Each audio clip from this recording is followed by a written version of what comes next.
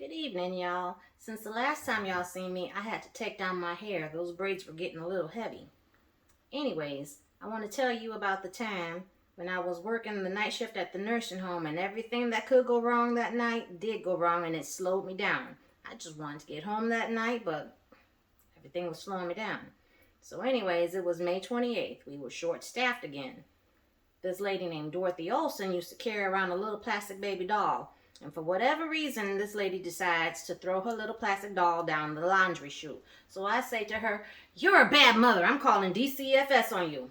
Why did I say that? I don't know, but it really made her fly off the deep end.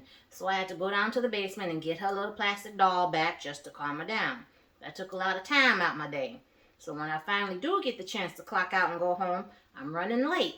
And it seemed like every single red light that could hit me got me. And I was slowed down, and then I get caught by a train. Of course. By that time, it's already May 29th, the very next day, a Friday morning. When I get home, I'm thinking to myself, okay, fine, this is cool. Everything slowed me down, but I'm going to get my daughter to school on time. I get her to school, no problem, she's there. And then when I'm heading home from getting her to school, I happen to see some police lights behind me. And I'm thinking, oh, shoot. I don't have my sticker on my car. Maybe that's why they're coming up behind me. But then at the same time, coming in front of me towards my way are some more police cars. I'm thinking, good grief, this is a lot of doggone trouble just for not having a sticker on my license plate. And then the police happen to jump out of their cars and begin to surround this school bus that I happen to see off to the left of me. Now, this school bus couldn't really go nowhere because we had construction traffic going on at the same time. So they have their bulldozers and little equipment over there, so you can't really go nowhere. So they get out, and they're yelling at this bus driver to get off the bus, and they had their guns blared at this point. I'm thinking, Lord have mercy, what in the world is going on? What did this bus driver do? This is crazy. So that bus only had a red-headed bus monitor on there and the driver. Bus driver did not pick up no kids that day. On that bus, it had the number 29 on it. Now, if y'all know anything about numerology, you know that 29, if you add them together, becomes 11. 11 is a power number. I'll tell you all a little bit more about that later, but back to my story. So anyways, police got their guns blared at this little guy on the bus trying to, do whatever he had planned for that day. I happen to look over and I see a shadow, and I see a really bright light. I'm thinking, oh, this is strange. But they're trying to yell at this guy to get him off the doggone bus. He didn't want to, so he decides he's going to either run over the police officers or try to turn all the way around and get away the other way because he can't go through that construction traffic. Well, at that same time, while he's deciding that he's going to take it and drive, police decide to start shooting, and I'm like, oh my God, I'm going to die today. Bus comes my way, knocks my car, and spins it all the way around. That black shadow I told you about comes down over on the bus driver, and as the bullets come shooting in the window and busting out the glass on the bus, his head is ricocheting and going back with every single shot hit. This man is dead. Then that bright light I saw, I'm guessing it went over to the lady that was on the bus to protect her. I don't know, because at the same time, I'm sitting here watching all this go on. I'm thinking, oh my God, I got a new car here. This car is a 2007. I haven't even paid for it yet. I'm getting mad, but then at the same time, I'm worried too, because I don't know who the police are shooting at. My husband happened to be a bus driver, and I'm like, is that him on the bus? I really couldn't tell because I didn't know what bus company it was. But anyways, after that happens and the bus done knocked my car all the way around, police come running over to my car with their guns blared. I saw what happened to that bus driver. They asked him to get off the bus and he didn't do it. Now they asking me to get out my car. You ain't got to tell me twice. I'm getting up out of there. So I take it and I run over to the gas station that's a couple of feet away, and I get on the phone and call my mother and tell her what's happening. And she hadn't answered the phone, so I had to leave a message on her answer machine. It wasn't voicemail, it was an answer machine.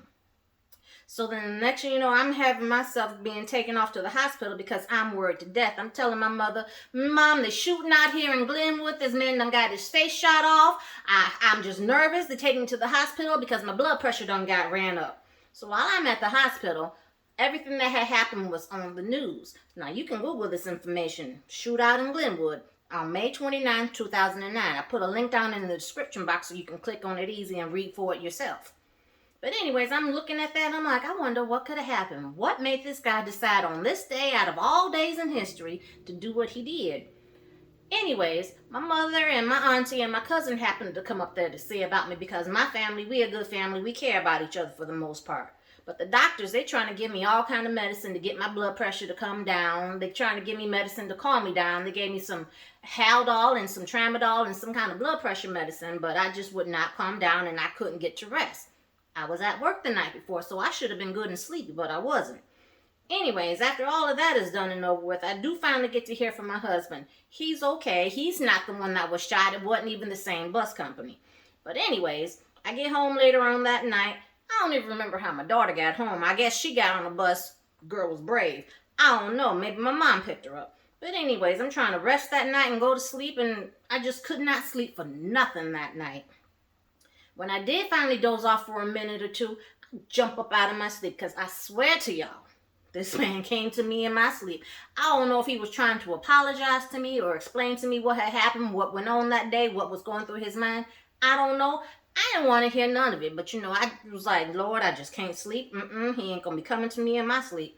Spirits seem to want to come to me all the time like that. I be seeing them ghosts like I told you in my other stories. But anyways, back to the tarot cards and numerology. Now what I want to show you here is my tarot cards. I have a deck from the Afro Goddess collection. Now this happened on May 29th, 2009. May is the 5th month. And on the 5th month, you get the 5th card of the deck, and that is the Hierophant. You have a decision to make. On one hand, you can do one thing. On the other hand, you can do another thing. That's what was probably going on in that guy's mind. He's trying to make a decision. He don't know what's going on, but he want to make a decision. And then with the 29, because it happened on the 29th, on the year 2009. 2 and 9 is 11. You get 11, the Justice card.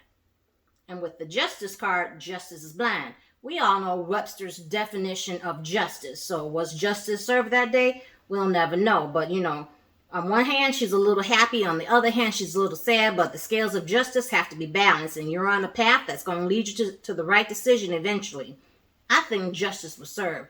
That man did not have to take that bus that day and do whatever he thought he was going to do. But the police did what they had to do. And I'm telling you right now, to this day, sometimes I still have nightmares about it. And my husband have to take it and shake me in my sleep and tell me to wake up or something, because I be having little nightmares thinking, oh man, this guy still want to tell me what happened that day. Now, if you really like this video, please do so. Leave a comment down below if you got any questions, and I'll be happy to answer them for you, or do a follow-up video if you got any other type of questions. But do look in the description box, and I'll show you the link to that story where it was covered in the news. Thank you for watching. Please like and share.